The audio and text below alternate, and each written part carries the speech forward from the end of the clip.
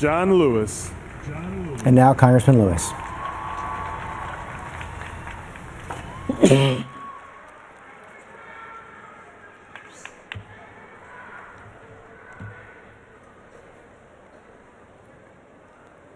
President and Mrs. Obama, President Clinton, President Carter, I want to thank Bernice King, the King family, and the National Park Service for inviting me here to speak today.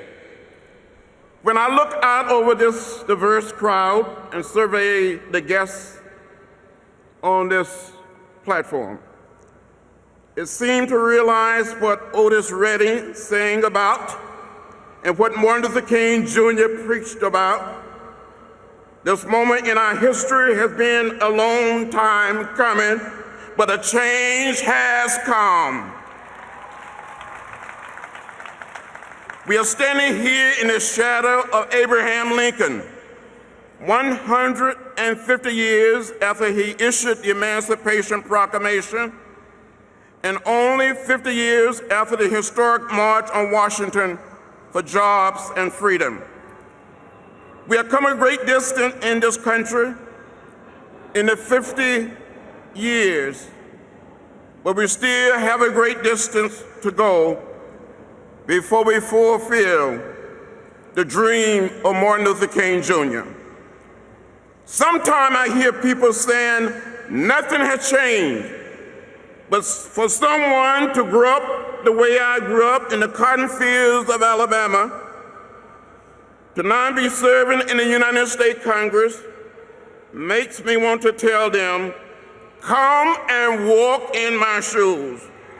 Come, walk in the shoes of those who were attacked by police dogs, fire hoses, and nightsticks, arrested and taken to jail.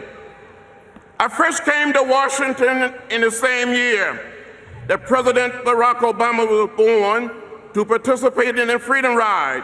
In 1961, black and white people could not be seated together on a Greyhound bus.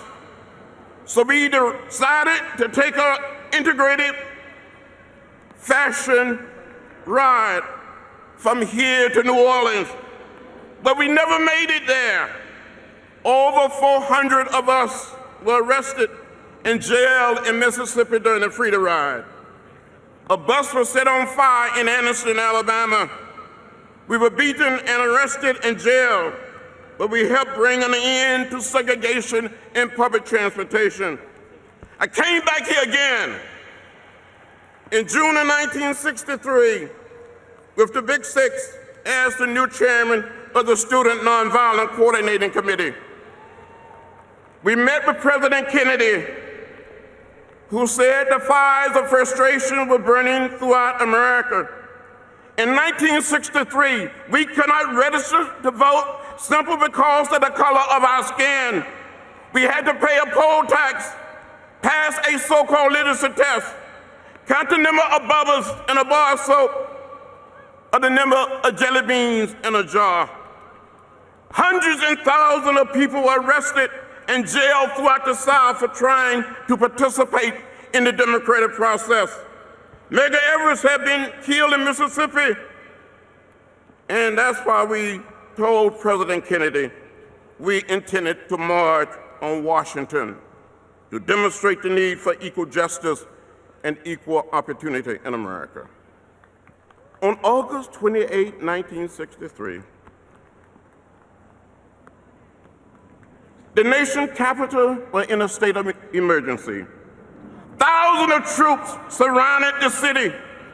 Records was told to stay home that day. Liquor stores were closed. But the march was so orderly, so peaceful. It was filled with dignity and self-respect. Because we believe in the way of peace, the way of love, the way of nonviolence. People came that day to that march dressed like they were on their way to a religious service. As Mahalia Jackson sang, how we got over, How we got over. She drew thousands of us together in a strange sense. It seemed like the whole place started rocking. We truly believe that in every human being, even those who were violent toward us, there was a spark of the divine. And no person had the right to scar or destroy that spark. Martin Luther King Jr. taught us the way of peace, the way of love, the way of nonviolence. He taught us to have the power to forgive, the capacity to be reconciled. He taught us to stand up, to speak up, to speak out, to find a way to get in the way. People were inspired by that vision of justice and equality, and they were willing to put their bodies on the line for a greater cause, greater than themselves. Not one incident of violence was reported that day. A spirit had engulfed the leadership of the movement and all of its participants. The spirit of Dr. King's words captured the hearts of people not just around America, but around the world. On that day, Martin Luther King Jr. made a speech, but he also delivered a sermon. He transformed these marble steps of the Lincoln Memorial into a modern-day pulpit. He changed us forever. After the ceremony was over, President Kennedy invited us back down to the White House. He met us standing in the door of the Oval Office, and he was beaming like a proud father. As he shook the hands of each one of us, he said, "You did a good job. You did a good job." And he said to Dr. King, "And you had a dream." 50 years later, we can ride anywhere we want to ride. We can stay where we want to stay. Those signs that said white and colored are gone, and you won't see them anymore. Except in a museum, in a book, on a video. But there's still invisible signs, barriers in the hearts of humankind that form a gulf between us. Too many of us still believe our differences define us instead of the divine spark that runs through all of human creation. The scars and stains of racism still remain deeply embedded in American society. Whether it is stop and frisk in New York or injustice in the Trayvon Martin case in Florida.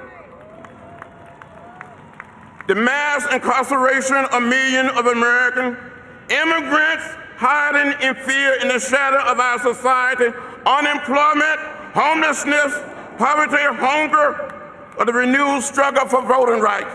So I said to each one of us today, we must never ever give up. We must never ever give in. We must keep the faith and keep our eyes on the prize.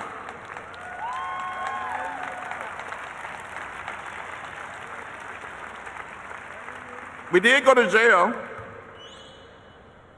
but we got a Civil Rights Act. We got a Voting Rights Act.